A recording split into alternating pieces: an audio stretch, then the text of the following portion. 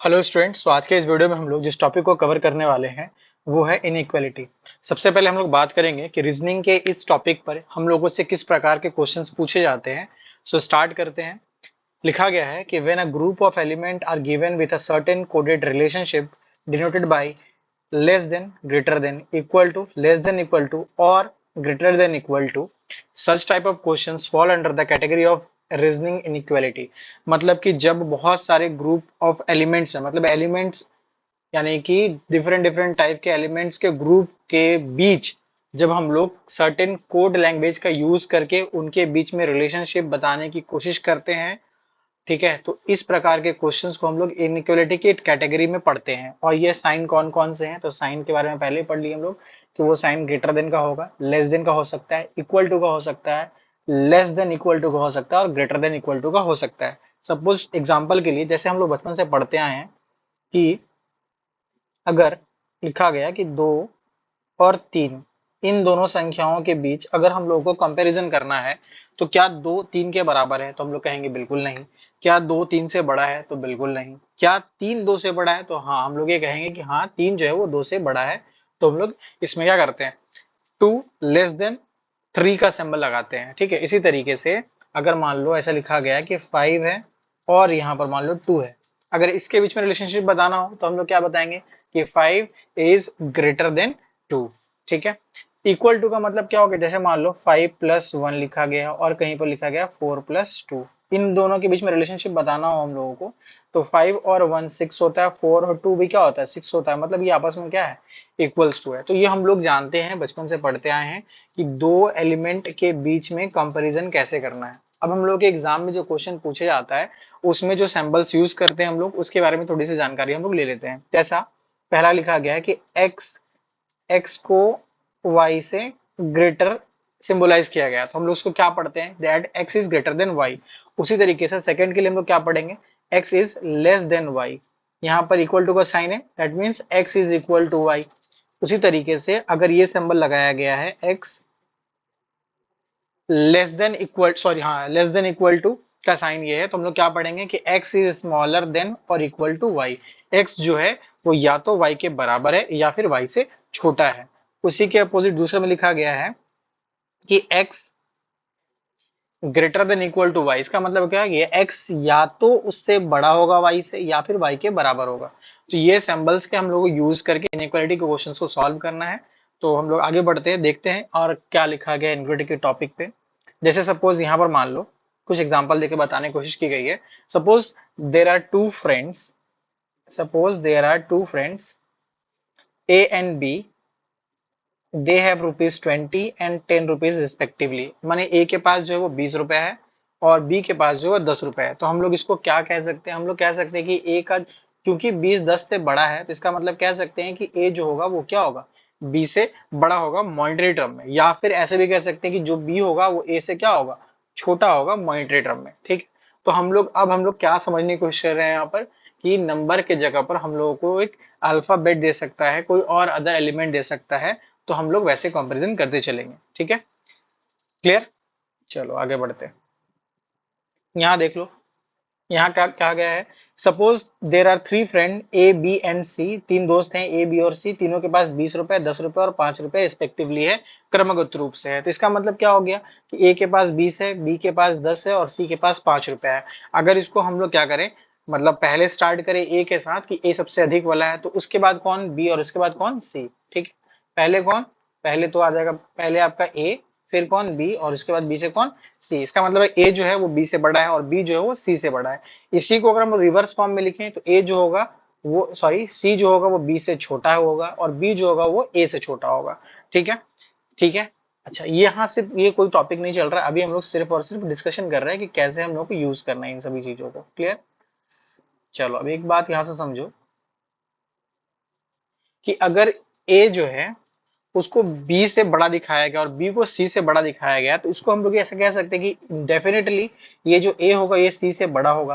क्यों बड़ा होगा, क्योंकि ए जो है वो बी से बड़ा है और बी ऑलरेडी सी से काफी ज्यादा बड़ा है। तो इसका मतलब हो गया कि अगर मेरा कोई सिंबल, जैसे ए बी की तरफ तीर मार रहा है और बी किसी और को फिर से तीर मार रहा है, तो इसका मतलब होगा कि ए सी से क्या होगा बड़ा होगा। ठीक है, या फिर इसी को रिवर्स कह दे तो क्या कहेंगे कि सी जो होगा वो ए से छोटा होगा। ठीक है, इसको हम लोग और शॉर्ट तरीके से पढ़ेंगे, अभी हम लोग समझने के लिए ऐसे इस चीजों को लेकर चल रहे हैं। ठीक है, यहाँ पर देख लो, यहाँ पर तीन आइडेंटिटी के बीच में कंपेयर किया गया है और कहा गया है कि suppose A is tall as B and but smaller than C. A जो है वो बी के बराबर है, ए जो है वो बी के बराबर है। यहाँ पर ऐसा मान लो कि ए जो है वो बी के बराबर है बट स्मॉलर देन सी, लेकिन वो सी से छोटा है। इसी को अगर हम लोग मर्ज करके लिखेंगे ना तो ये कुछ ऐसा बनेगा कि ए जो है वो बी के बराबर है और बी जो है वो सी से छोटा है। तो इसका सिंपल सा मतलब क्या हो गया, इसका सिंपल सा मतलब हो गया कि सी जो होगा वो ए से भी बड़ा होगा और बी से भी बड़ा होगा, क्योंकि ए और बी दोनों आपस में इक्वल है। समझने की कोशिश करना, जो मैं समझाना चाह रहा हूँ धीरे धीरे बातों को समझना कि क्या कहना चाह रहा हूँ, तभी आप लोग आगे इस चैप्टर को आराम से कर पाओगे। ठीक है, चलो नेक्स्ट देखते हैं। इसी तरीके से सिंबलाइज करते हुए हम लोग देखते हैं यहाँ पर क्या लिखा गया है कि suppose A is taller than और equal to B and B is taller than C. मतलब क्या गया कि ए जो है या तो वो बी के बराबर है या फिर वो बी से बड़ा है। तो इसको तो हम लोग सिंपली लिख सकते हैं कि हाँ ए इज टॉलर और इक्वल टू बी, माने ए जो है वो बी के तुलना में या तो बराबर है या तो बड़ा है। और बी से सी के बारे में तुलना क्या किया गया है, बी इज टॉलर देन सी। जो बी है वो सी से क्या है, टॉलर है, डेफिनेटली टॉलर है। तो यहाँ पर हम लोग अगर ए से सी के बीच में कंपैरिजन देखें तो हम लोग कह सकते हैं कि ए या तो बी से बराबर है या फिर बड़ा है, और वो सी से डेफिनेटली बड़ा होगा क्योंकि सी जो है वो बी से काफी ज्यादा बड़ा है। ठीक है, क्लियर। इस तरह से सिंबलाइजेशन किया गया है। अब हम लोग आगे बढ़ते हैं, देखते हैं कि हम लोग को एग्जाम में या क्वेश्चंस को कैसे सॉल्व करते वक्त अप्रोच करना है। जैसे यहाँ पर देख लो, सिंपल सा एक क्वेश्चन दिया गया है, मैंने तीन फॉर्मेट में बांट दिया चीजों को और कहा है प्रेसिडेंट, पीएम और सीएम। अभी हम लोग सिर्फ इस वाले चार्ट पे ध्यान देंगे, इस वाले चार्ट पे ध्यान देना है। ठीक है, देखो यहाँ पर ये जो सिंबल है दैट इज कौन सा साइन, ग्रेटर देन का साइन। इसको हम लोग प्रेसिडेंट मानेंगे, मतलब इसको वरीयता में सबसे ऊपर रखेंगे। उसी तरीके से जो सेकंड सिंबल होगा ग्रेटर देन इक्वल टू, इसको वरीयता में हम लोग पीएम मानेंगे, और इक्वल टू जो होगा उसको हम लोग सीएम मानेंगे। अगर पावर की बात की जाए तो सबसे ज्यादा पावरफुल कौन होगा, प्रेसिडेंट, फिर पावरफुल कौन होगा प्राइम मिनिस्टर, और थर्ड में पावरफुल कौन होगा, चीफ मिनिस्टर, कंपैरिजन वाइज। उसी तरीके से अगर हम लोग इस वाले की बात करें, नीचे वाले में, तो स्मॉलर देन का साइन मेरे लिए president, smaller than equal to का साइन मेरे लिए क्या होगा, प्राइम मिनिस्टर या पीएम, और इक्वल टू साइन क्या होगा मेरे लिए सीएम का साइन होगा। ठीक है, मतलब वो मेरे लिए चीफ मिनिस्टर का होगा। मतलब किसी बीच में मेरे को कंपैरिजन करना है, जैसे सपोज मान लो थोड़ी देर के लिए एक एग्जांपल ले लेते हैं हम लोग। अच्छा पीछे एक देखते हैं एग्जांपल के तौर पे, जैसे इसी क्वेश्चन में देख लो ना, ये इसको बॉक्स करते हैं और इस पे समझने की कोशिश करेंगे हम लोग। ठीक है, इस वाले लाइन पे ध्यान देना सब कुछ। जैसे इस लाइन में कंप्लीट बात किया गया है, यहाँ पर तीन सिंबल है। अगर हमसे ए और सी के बीच में कंपैरिजन किया जाएगा तो हम ए से सी की तरफ देखने की कोशिश करेंगे, सी से ए कौन कौन सा सिंबल मिल रहा है। तो सी की तरफ मेरे को प्रेसिडेंट मिल रहा है, मेरे को प्राइम मिनिस्टर मिल रहा है, तो हम वरीयता किसको देंगे, हम वरीयता देंगे प्रेसिडेंट को। तो इसका मतलब हो गया कि सी जो होगा वो ए की तुलना में क्या होगा, बड़ा होगा, इसलिए मैंने यहाँ पर लिखा है सी ग्रेटर देन ए। क्लियर। अब इसी का यूज करते हुए हम लोग सवालों को सॉल्व करेंगे। थोड़ा सा हम लोग देख लेते हैं कि इनइक्वालिटी का टाइप कितना होता है। तो देख लो, इनइक्वालिटी जो होती है टोटल ना, वो टोटल 5 प्रकार की होती है। और वो कौन कौन सी इनइक्वालिटी है, तो पहला है टाइप ऑफ इनइक्वालिटी में कौन सा, डायरेक्ट फॉर्म। ये डायरेक्ट फॉर्म काफी इजी होता है, इसको आसानी से बनाया जा सकता है। इस पे हम लोग चर्चा करेंगे डिटेल में, अभी इसी टॉपिक में पढ़ेंगे इसको। दूसरा है कोडेड फॉर्म, जहां पर रीजनिंग के मतलब ये इनइक्वालिटी क्वेश्चन को आपको कोडेड फॉर्म में दिया जाएगा, सिंबलाइज किया जाएगा, उस पर हम लोग बात करेंगे आगे। थर्ड होता है बेस्ड ऑन लैंग्वेज, लैंग्वेज के बेस पे।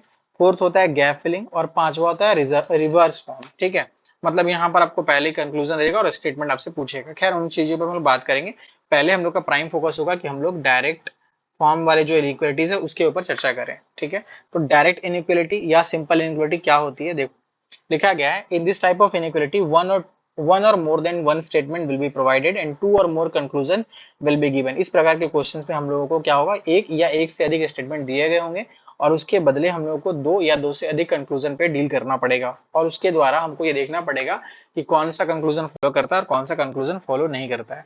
एक क्वेश्चन का फॉर्मेट देख लो आप लोग, जैसे यहाँ पर एक मैंने क्वेश्चन रखा है यहाँ पर, ये क्वेश्चन के सिर्फ फॉर्मेट के लिए, इसको हम लोग सॉल्व नहीं करेंगे, बस हम लोग क्वेश्चन के फॉर्मेट पे जाते हैं कि क्वेश्चन एग्जाम में पूछा कैसे जाएगा। जैसे यहाँ पर स्टेटमेंट के रूप में तीन स्टेटमेंट दिए गए हैं, P Q M, N Q T और एम टी के बीच में रिलेशनशिप बताया गया, तो ये न्यूक्लियर का सवाल हो गया। इसको ऑब्जर्व करके हम लोग को कंक्लूजन देखना पड़ेगा, कौन सा कंक्लूजन सही है और कौन सा कंक्लूजन गलत है। उसके अकॉर्डिंग हम लोगों को चार ऑप्शन दिए गए हैं, चार क्या पांच दिए गए हैं यहाँ पर, कि अगर मेरा only one option is true then हम लोग ऑप्शन नंबर 8 क्लिक करेंगे, ओनली 2:2 तो बी टिक करेंगे, इधर 1 और 2 तो सी क्लिक करेंगे, बोथ आर 2 तो डी, और अगर नन फॉलो तो ऑप्शन नंबर ई। इस तरह का क्वेश्चन का फॉर्मेशन होता है। ठीक है, अब हम लोग सवालों को सॉल्व करते हैं। ठीक है, पहला क्वेश्चन यहाँ पर देखो, यहाँ पर स्टेटमेंट के तौर पे आपको कंपैरिजन किसके बीच में किया गया है, ए बी सी और डी के बीच में कंपैरिजन किया गया है। ठीक है, ए बी और सी और डी के बीच में कंपैरिजन किया गया है। तो हम लोग सबसे पहले ना इसको क्या करेंगे, सिंपल फॉर्म में लिखेंगे, मतलब इसको मर्ज करेंगे। मर्ज करने का मतलब क्या है, देखो बहुत आसानी से सॉल्व हो जाएगा ये क्वेश्चन सब। ए जो है वो पहला लिखा गया है कि ए ग्रेटर देन बी, उसके बाद बी से कंपैरिजन किया गया है सी का, और कहा गया है कि बी जो है वो ग्रेटर देन इक्वल टू है सी के। तो हम लोग यहीं पर लिख सकते हैं कि बी जो है वो ग्रेटर देन इक्वल टू है सी के, और सी का कंपैरिजन डी से किया गया है, और डी से वो क्या है, सी छोटा है। ठीक है, अब हम लोग कंक्लूजन पे, हाँ कंक्लूजन पे आते हैं। ए से सी की तरफ जाना है। देखो ए से सी की तरफ रास्ता खुला हुआ है, ऐसे है तो यह रास्ता खुला हुआ है, सिंपल सी बात है। तो ये रास्ता खुला हुआ है, और हम लोग को वरीयता में किसको देखना है, पहले प्रेसिडेंट को देखना है। तो प्रेसिडेंट ए से सी की तरफ मेरा फॉलो कर रहा है। ठीक है, तो इसका मतलब हो गया ए ग्रेटर देन होगा सी में, और कंक्लूजन में भी यही दिया है। इसका मतलब पक्का पहला वाला तो 100% डेफिनेटली क्या है, ट्रू है, पहला तो करेक्ट है। दूसरे के बाद क्या गया कि ए को सी के बराबर किया गया है। तो देखो ए के सी के अगर हम लोग बराबर करें तो क्या सही हो पाएगा, हमको वरीयता के आधार पर हम देखेंगे तो ए तो सी से डेफिनेटली बड़ा ही है, तो इक्वल टू तो नहीं हो सकता है, तो ये क्या हो गया, गलत हो गया। तो हम लोग क्या कहेंगे, only statement 1 is true. Clear, next देखते हैं। एक और क्वेश्चन देखो, जैसे यहाँ पर वैसे ही क्वेश्चन दिया गया है, पीई क्यू पी और क्यू बी में ये दिया है, कंपेयर ये आपका रिलेशनशिप दिया गया है। तो हम लोग क्या करेंगे, मर्ज करेंगे। पहले पीई के बराबर है तो इसको आपस में लिख लो, पी और ई बराबर है, एक साथ कर लो। क्यू जो है वो पी से क्या है, ग्रेटर देन और इक्वल टू है। ठीक है, और क्यू जो है वो बी को भी किल कर रहा है। ठीक है, हाँ क्यू जो है वो बी को भी मार रहा है। ठीक, तो इसका मतलब हो गया कि क्यू को हम लोग ऐसे लिख सकते हैं, क्योंकि हमको इसको ही बढ़ाए रखना है, तो यहाँ पर लिख सकते हैं हम लोग। ठीक है, तब ना क्यू से वी की तरफ हम लोग आराम से पहुंच पाएंगे उसको मारते हुए, है ना। तो देखो पहला कंपैरिजन क्या बोला है, ई जो है, क्या क्यू जो है वो लेस देन इक्वल टू है ई के। क्यू से ई के बीच में रिलेशनशिप पूछा है, अगर इसको हम लोग रिवर्स लिख दें तो लिख सकते हैं ना, क्यू तो मार रहा है ना इसको, क्यू ई को किल कर रहा है। इसका मतलब अगर ऐसे लिख दें हम लोग तो हम लोग कहीं से भी गलत नहीं है। तो क्या हम लोग ये कंक्लूजन फॉलो कर रहा है, देखो मेरा और इसका कंक्लूजन फॉलो कर रहा है, नहीं कर रहा, अपोजिट है दोनों साइन, तो ये क्या हो जाएगा, गलत हो जाएगा।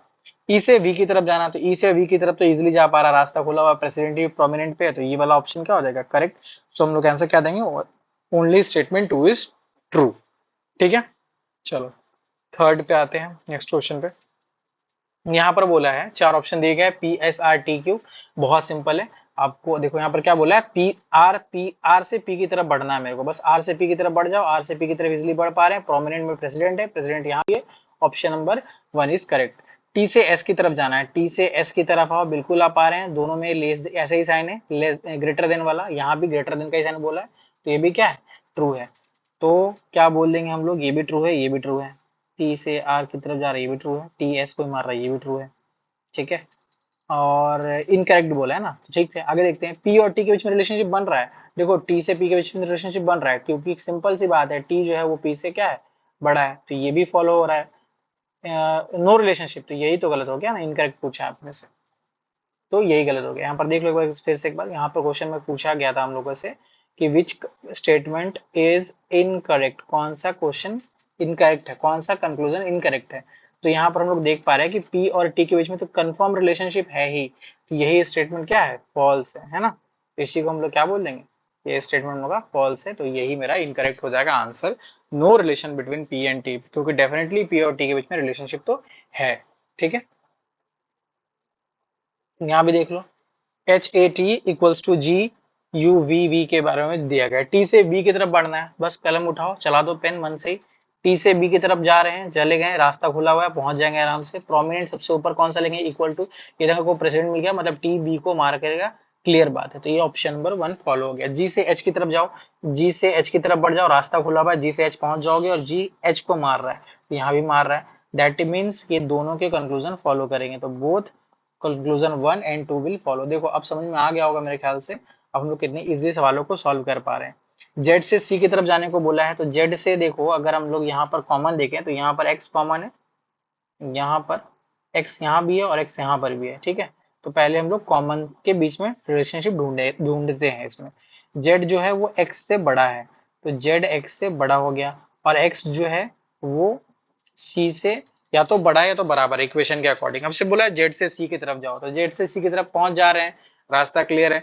हमको क्या लेना है, प्रायोरिटी में पहले प्रेसिडेंट को लेना है, तो प्रायोरिटी में जेड से सी, मेरे अकॉर्डिंग तो जेड से सी का रिलेशन ये है और एक क्वेश्चन में भी जेड से सी का रिलेशन यही दिया हो, तो पहला नंबर तो फॉलो करेगा ही करेगा। दूसरी की बात करें, एफ से डब्ल्यू की तरफ जाना है, यहाँ भी क्वेश्चन में हमको पहले एफ से एक्स तक जाने के लिए ढूंढ लो, क्योंकि वही कॉमन टर्म है, एफ से एक्स तक जा सकते हैं, जाने के तौर पे यही डोमिनेंट है तो उसको ले लेंगे। और x के बारे में और w के बारे में क्या इक्वेशन है कि जो है x है वो w से छोटा है। अब यहाँ से बोला है f से w जाओ, देखो f से w के लिए रास्ता खुला बट इधर से रास्ता बंद है, इसका मतलब ये यहाँ तक पहुंचने के लायक है ही नहीं, तो सेकंड वाला जो स्टेटमेंट होगा वो क्या हो जाएगा, गलत हो जाएगा। क्लियर। यहाँ देख लो b के h equals to T N और जो भी दिया, h से e की तरफ जाना है, h से चलना स्टार्ट करो, e i की तरफ चले जाओ, h से i की तरफ रास्ता यहाँ से देखो, एच से आई की तरफ रास्ता खुला खुला खुला, यहाँ पर आके क्या हो गया, बंद हो गया, ऐसे और ऐसे वाले सिंबल आ गए, मतलब रास्ता बंद हो गया, तो पहला तो फॉलो नहीं हो सकता है। दूसरा देख लो, h less than equal to I, देखो अच्छा h इक्वल टू टी है तो ये भी हो सकता है, देख लेते हैं इसको एक बार फिर से कर लेते हैं हम लोग, सिंपल आसानी से ऐसे लिख लेते हैं, h और t आपस में बराबर है, तो h को t की जगह पर रख दो, t हो गया, यहाँ से u, यहाँ से डैश i, बोले h से i की तरफ जाओ, बिल्कुल नहीं जा पा रहे, रास्ता बंद है तो पहला गलत। दूसरा h से h की तरफ आना है i से, तो आते गए बट यहाँ पर रास्ता बंद है, तो ये भी क्या हो जाएगा, नन फॉलोस, तो हम लोग क्या बोलेंगे, नन फॉलोस पे क्लिक कर देंगे, that is option number 4। Click. Next आगे देख लेते हैं, यहाँ भी क्वेश्चन दिया गया है दो तरह का, ठीक है, और पहले वाले को क्वेश्चन थोड़ा मर्ज करना पड़ेगा, देखते हैं मर्ज कर लेते हैं कि O जो है वो L से छोटा है, L P से बड़ा है, P M को क्लियर कर रहा है, M N से छोटा है और N को B मार रहा है, ठीक है। फिर L के बराबर में ही K है और M जो है वो R को भी किल करेगा, M जो है वो R को भी किल करेगा, M के बारे में ऐसे करके R के बारे में लिखा गया है, ठीक है।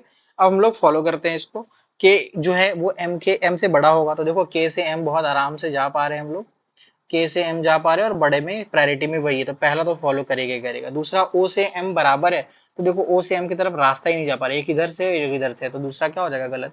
R से B के बारे में कुछ बोल पाएंगे हम लोग, देखो पहले तो एम बी और आर में कॉमन ढूंढ लो, कॉमन क्या है, तो एम बी आर वही बी ही कॉमन है, तो हम लोग ऐसे लिख सकते हैं कि बी जो होगा वो एम से बड़ा होगा या छोटा होगा, और एम के बारे में कहा गया है कि एम जो है वो आर से डेफिनेटली बड़ा या फिर छोटा है। अभी क्वेश्चन बोला गया है बताओ कि आर से बी के बीच में क्या रिलेशन है, आर से बी के बीच में क्या रिलेशन है, तो हम लोग देख पा रहे हैं कि रिलेशन जो है आर से बी का वो ये है कि वो बी जो है या तो आर से बड़ा है या फिर आर के बराबर है, यहाँ पर क्लियर नहीं है कि क्या है, तो देखो हम लोग सिंपली देख पा रहे हैं कि ऑप्शन नंबर 3 और 4 क्या है, इधर और का केस है, क्योंकि ये बड़ा भी हो सकता है और इक्वल टू भी हो सकता है, तो हम लोग का आंसर क्या हो जाएगा, यहाँ पर तो इधर और लग रहा है, तो हम लोग आंसर देंगे कि कंक्लूजन नंबर 1 तो फॉलो कर रहा है डेफिनेटली, और इसके साथ साथ 3 और 4 में कोई एक फॉलो होगा, तो ऑप्शन नंबर 5। क्लियर। ठीक है, चलो अब यहाँ पर देख लो, न्यूमेरिकल वैल्यू पे एक सवाल है सुंदर सा, ये भी कर लेते हैं। 9 से 5 के बीच में जाने को बोला है, अगर हम 9 से 5 की तरफ जाते हैं, क्या रास्ता जाने के मिल रहा है हम लोग, जैसे 9 7 6 और 5 बराबर में है, इक्वल्स टू 4। क्लियर। 9 से 5 की तरफ जाना है, 9 से 5 की तरफ जाओ, जा रहे बट यहाँ रास्ता क्या है, एक दूसरे के अपोजिट है, मतलब रास्ता पॉसिबल नहीं है, काट दो, गलत हो गया। 6 से 4 की तरफ जाओ, 6 से 4 की तरफ जा तो पा रहे हैं बट यहाँ पर सिंबल बन रहा है या तो बड़ा या तो बराबर, यहाँ पर सिंपली लिखा गया कि 6 जो है वो कंक्लूजन में वो 6 डेफिनेटली 4 से बड़ा है, ऐसा कहा गया है, ठीक है, तो ये तो फॉलो नहीं कर रहा है, तो ये भी गलत हो जाएगा, क्योंकि मेरा सिंबोलिज्म क्या आ रहा है, ये इससे ग्रेटर देन इक्वल टू के केस में है, ठीक है, तो वो भी मेरा क्या हो गया, गलत हो गया, तो हम लोग क्या बोलेंगे, नन फॉलोस। क्लियर। अब यहाँ से कोडेड एंगल के सवाल है जो हम लोग नेक्स्ट वीडियो में करेंगे, अगर वीडियो ठीक लगा हो तो आप लोग कमेंट करना, और तभी हम लोग कोडेड इनइक्वालिटी के सवालों को लेकर के आएंगे। So thanks for watching and